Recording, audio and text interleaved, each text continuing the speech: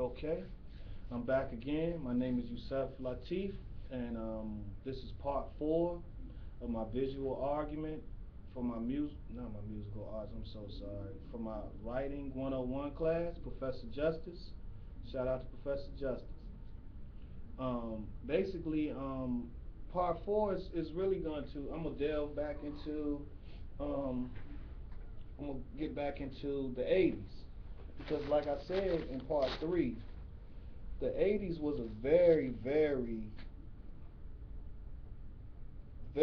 influential time in the forming of the basics of hip hop. Like I said, in the 60s, it was more confrontational, revolutionary. The 70s was somewhat like that, but with more of a partying type thing to it, added to it. The early '70s wasn't like that, but like the late '70s when the message and all of that came out, it shifted more towards that. But the '80s was a time where you know that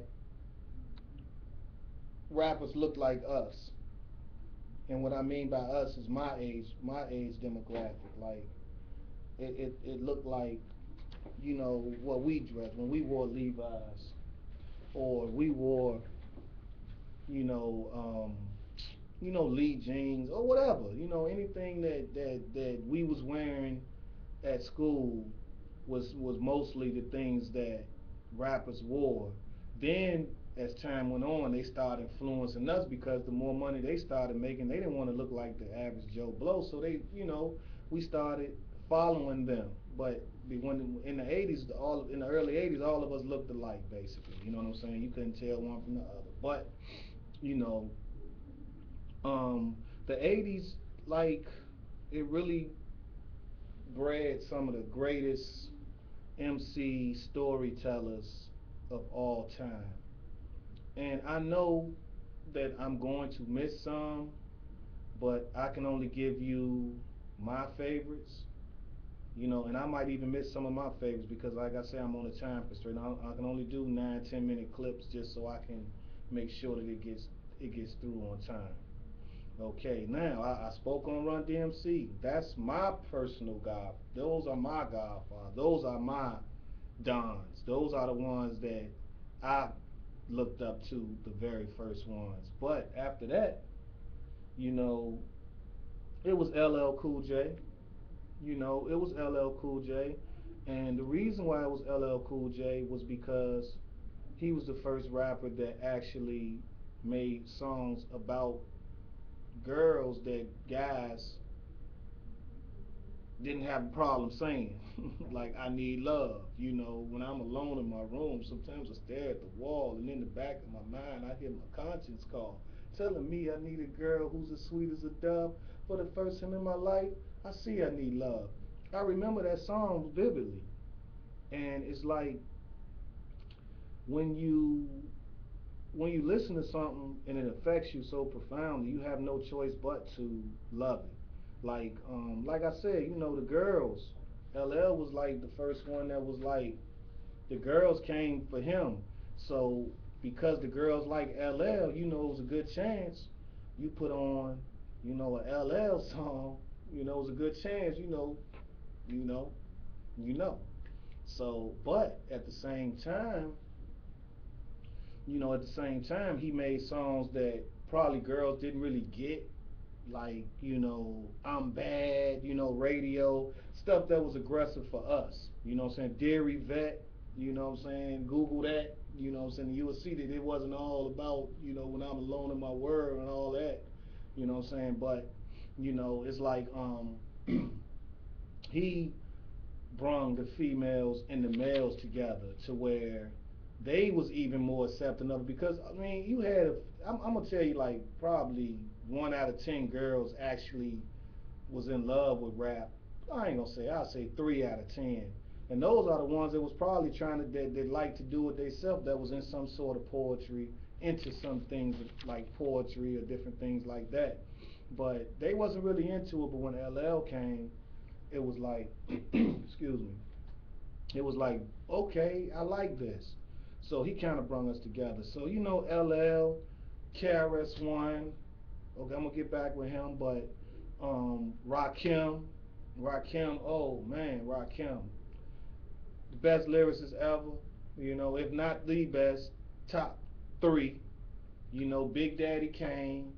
You know, that was like towards more towards the end. You know, Rakim was in the middle, but that Big Daddy Kane came towards the end of it. But it was also a Southern group mixed into that. It wasn't all limited to New York. You know what I'm saying? It was also a a group called the Ghetto Boys, and the Ghetto Boys was very very lyrical, and it was like, and they still to this day probably top five on somebody's list as far as groups go.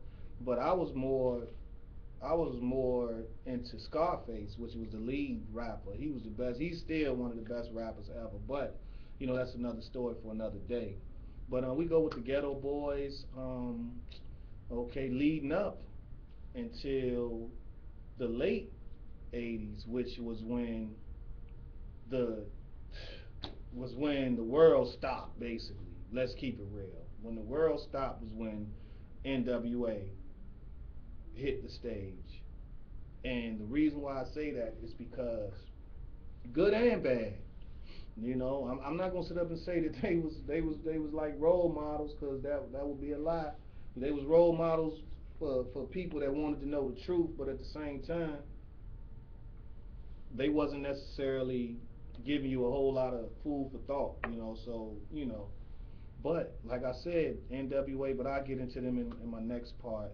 NWA, Ghetto Boys. I'm trying not to forget any, but like I said, KRS-One. I can give you this one to before I go to the next part. KRS-One. Knowledge reigns supreme over everyone. That's Chris Parker.